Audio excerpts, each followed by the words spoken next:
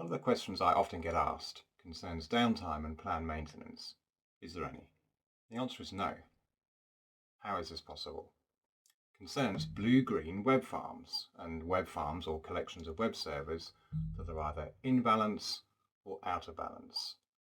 So on a weekly agile release cycle, every release is subject to continuous integration and continuous testing. The time comes in the week to release new software. That software release is put on the out of balance web farm. It's put into balance by throwing a switch, and you have no downtime associated with that planned maintenance. Now, occasionally things go wrong. No matter what testing you do, you plan for failure. In this model, you have a known good state.